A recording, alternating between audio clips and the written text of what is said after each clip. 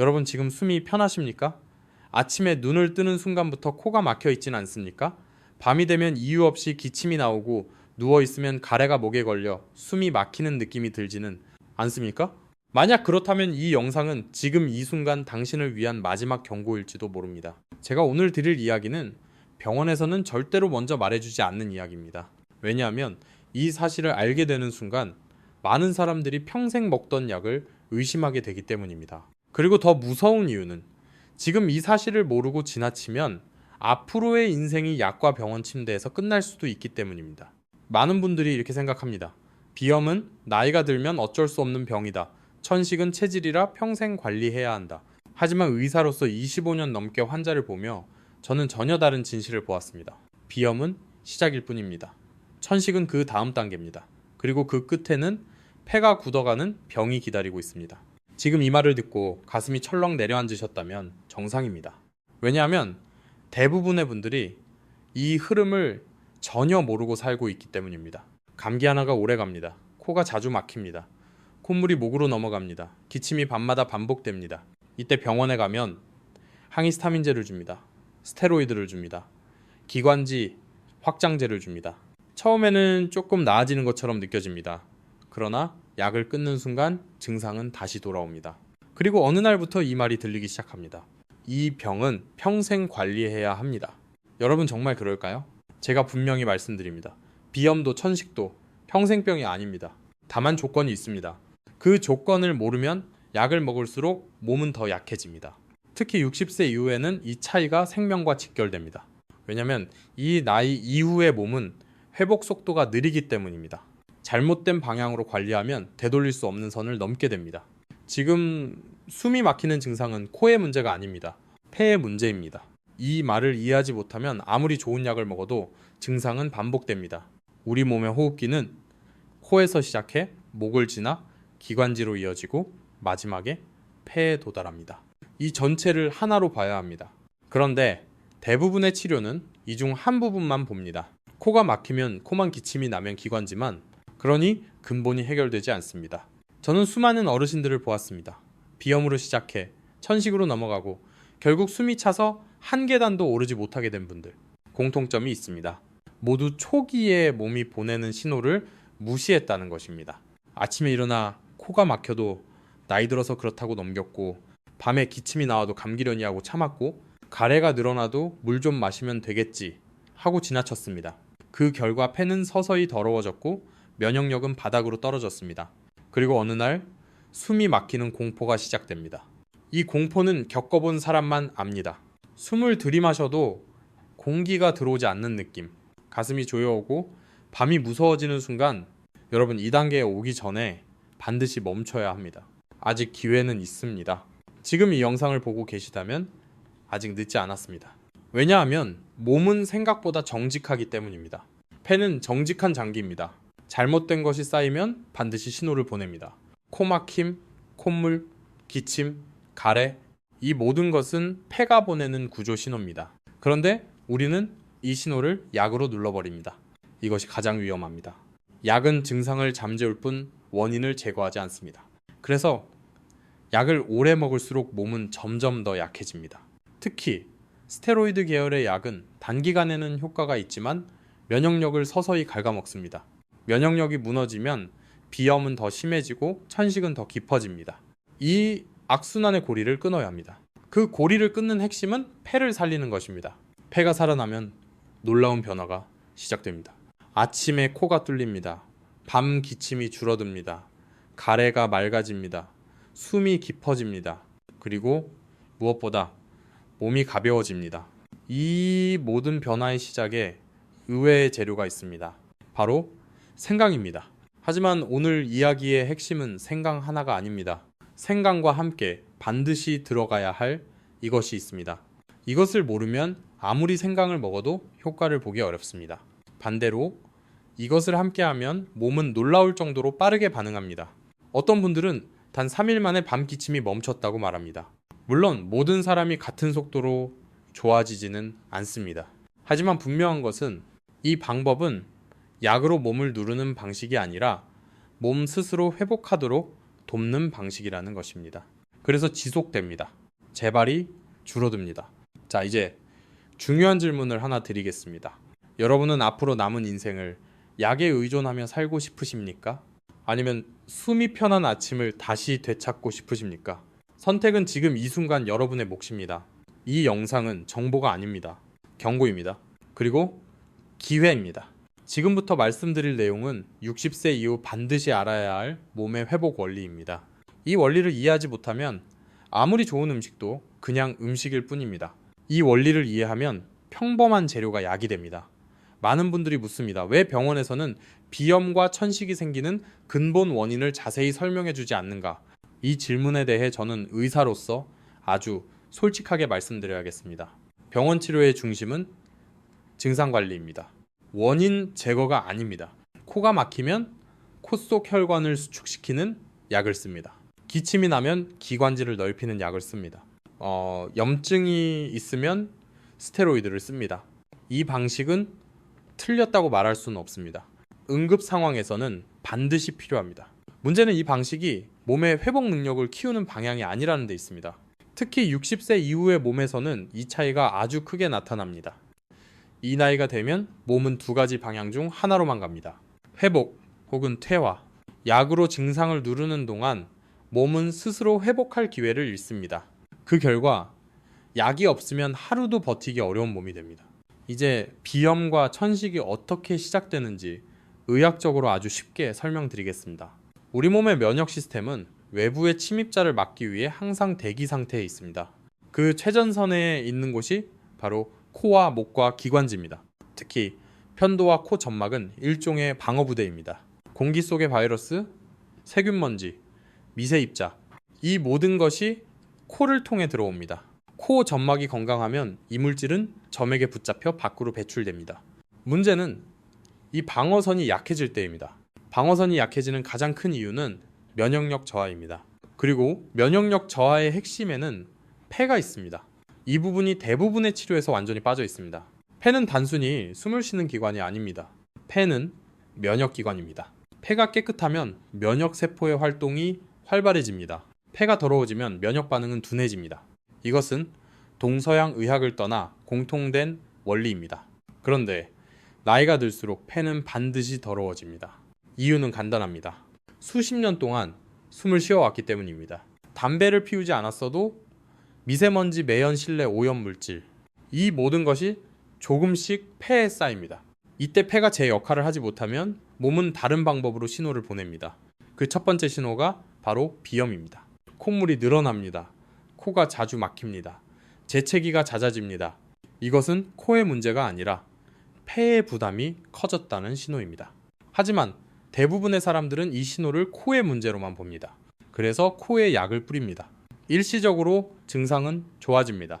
그러나 폐의 상태는 아무것도 변하지 않습니다. 시간이 지나면 두 번째 신호가 옵니다. 기침입니다. 특히 밤 기침입니다. 밤에 기침이 심해진다는 것은 폐가 쉬는 동안에도 회복하지 못하고 있다는 뜻입니다. 이 단계가 되면 비염은 이미 단순한 코질환이 아닙니다. 호흡기 전체의 문제입니다. 그리고 이 상태를 방치하면 천식으로 넘어갑니다. 천식은 갑자기 생기는 병이 아닙니다. 수년간 쌓인 결과입니다. 기관지가 예민해지고 조금만 자극이 와도 수축합니다. 숨이 차고 후후거리는 소리가 나옵니다. 이때 많은 분들이 체질이라고 말합니다.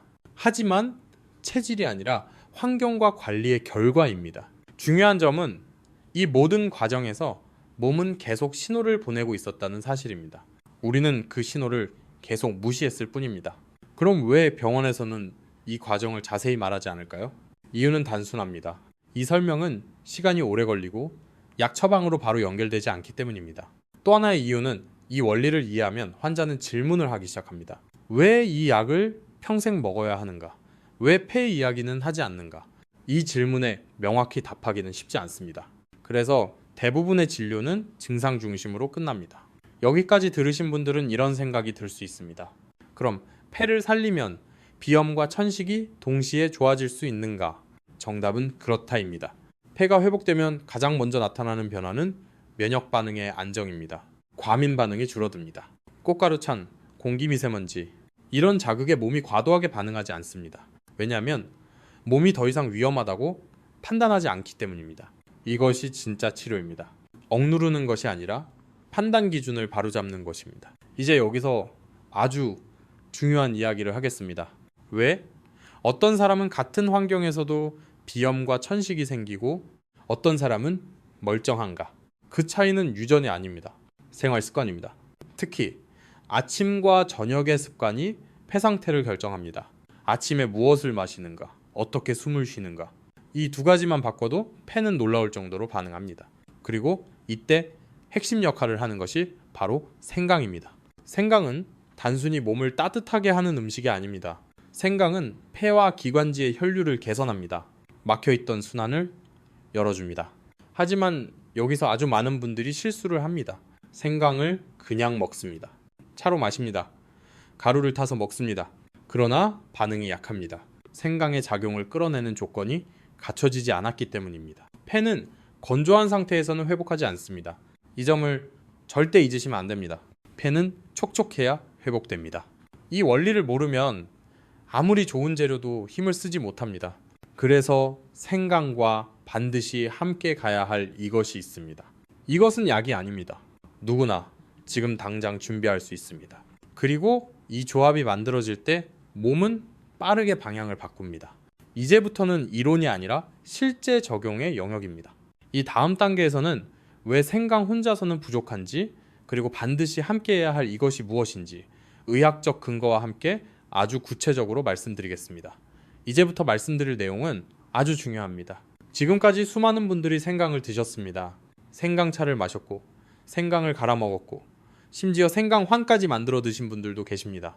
그런데 결과는 극명하게 갈렸습니다. 어떤 분들은 기침이 줄었다고 말하고 어떤 분들은 아무 변화가 없다고 말합니다. 이 차이는 체질 때문이 아닙니다. 방법의 차이입니다. 생강은 강력한 재료입니다. 하지만 생강은 혼자서는 완전한 역할을 하지 못합니다. 이 사실을 병원에서는 알려주지 않습니다. 왜냐하면 이 조합은 약이 아니기 때문입니다. 그리고 이 조합을 알게 되면 약에 대한 의존도가 자연스럽게 줄어들기 때문입니다. 이제 본질적인 이야기를 하겠습니다. 폐는 말라있는 장기가 아닙니다. 폐는 항상 촉촉해야 제 기능을 합니다. 건조한 폐에서는 어떤 회복도 일어나지 않습니다. 여기서 중요한 질문을 하나 드리겠습니다. 비염이나 천식이 있는 분들, 입으로 숨을 쉬고 있지 않습니까? 밤에 자다가 입이 마르지 않습니까? 아침에 일어나면 목이 따갑지 않습니까? 이 증상은 모두 하나를 가리킵니다. 폐가 마르고 있다는 신호입니다. 폐가 마르면 점막은 약해집니다. 점막이 약해지면 외부 자극에 과민 반응을 합니다. 그 결과가 비염이고 천식입니다.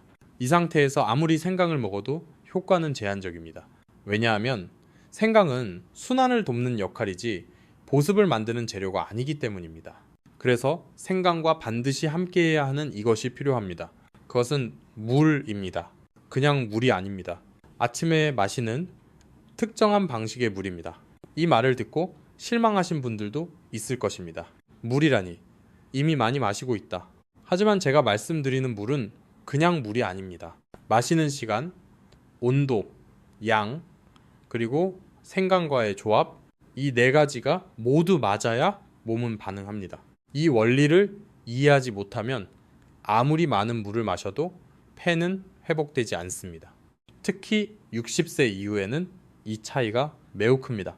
왜냐하면 이 나이 이후의 몸은 수분을 잘 보존하지 못하기 때문입니다. 조금만 관리가 잘못돼도 폐는 금방 마릅니다. 그래서 아침이 중요합니다. 아침은 밤새 말라있던 폐를 다시 깨우는 시간입니다. 이때 차가운 물을 마시면 폐는 움츠러듭니다. 너무 뜨거운 물도 좋지 않습니다.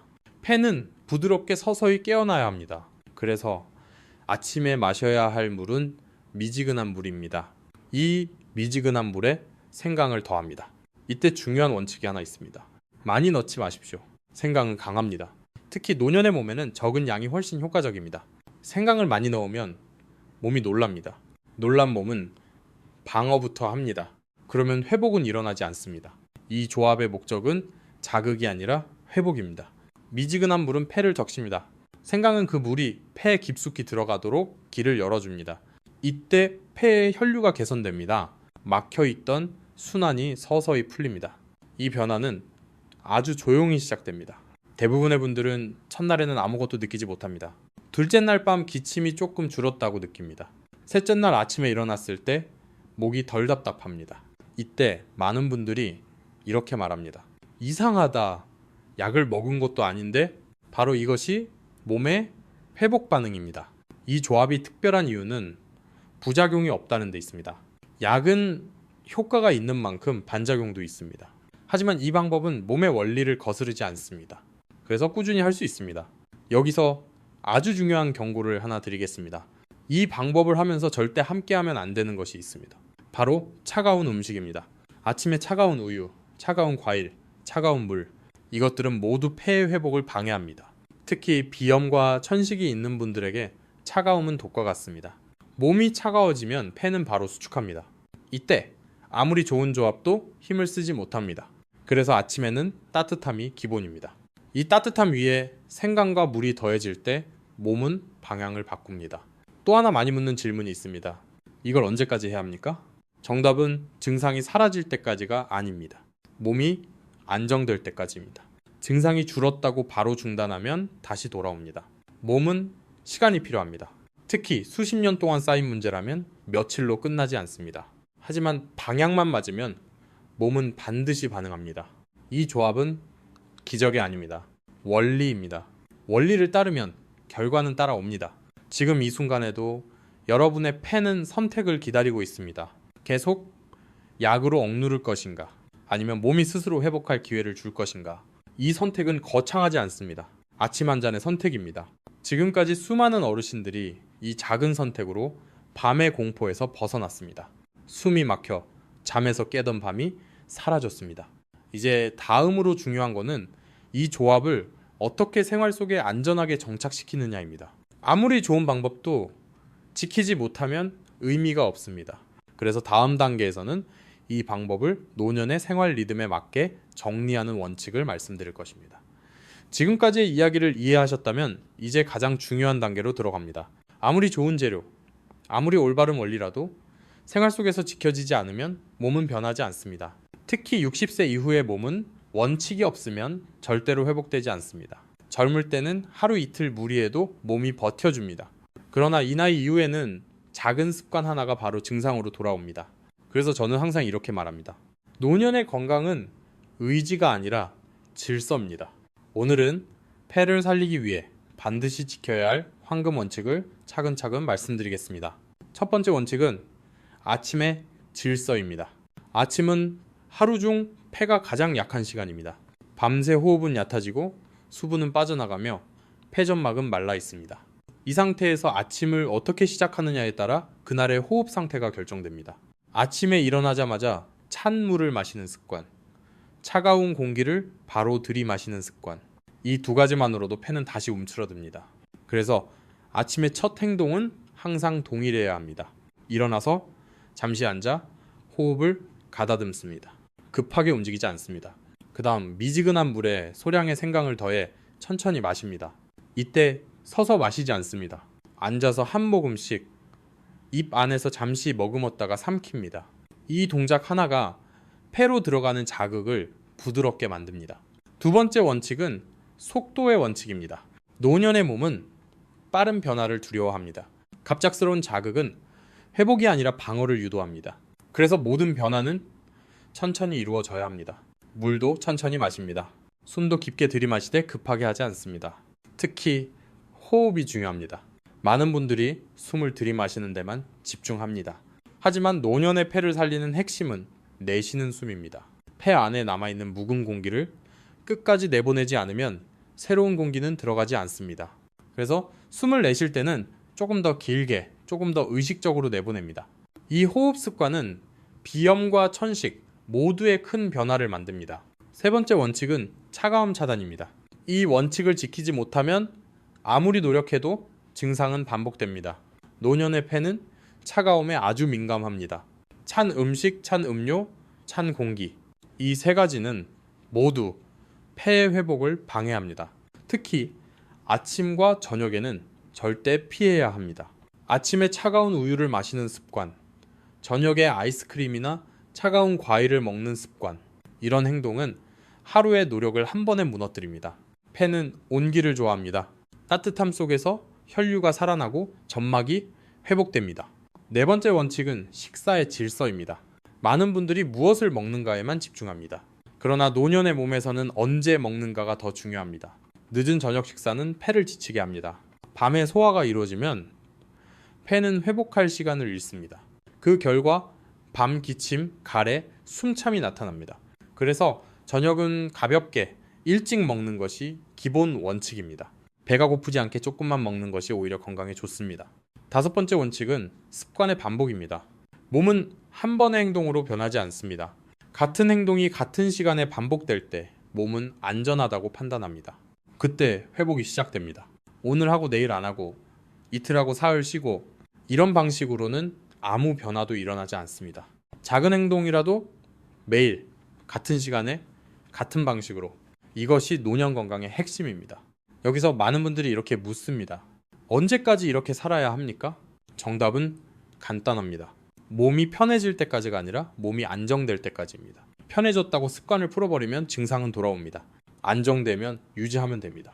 이 원칙은 억지로 참는 것이 아닙니다. 몸이 좋아지면은 자연스럽게 계속하고 싶어집니다. 왜냐하면 아침이 편해지고 밤이 편해지기 때문입니다. 숨이 편해지는 경험은 무엇과도 바꿀 수 없습니다. 여기서 아주 중요한 한 가지를 더 말씀드리겠습니다. 노년의 건강은 혼자만의 싸움이 아닙니다. 주변 환경이 함께 바뀌어야 합니다. 집안의 공기, 잠자리의 습도, 옷차림, 이 모든 것이 폐에 영향을 줍니다. 건조한 집, 차가운 바닥, 찬 바람이 드는 창문, 이 환경에서는 회복이 어렵습니다. 완벽할 필요는 없습니다. 조금씩 따뜻하게, 조금씩 촉촉하게, 이것만으로도 폐는 훨씬 편해집니다. 마지막으로 가장 중요한 원칙을 말씀드리겠습니다.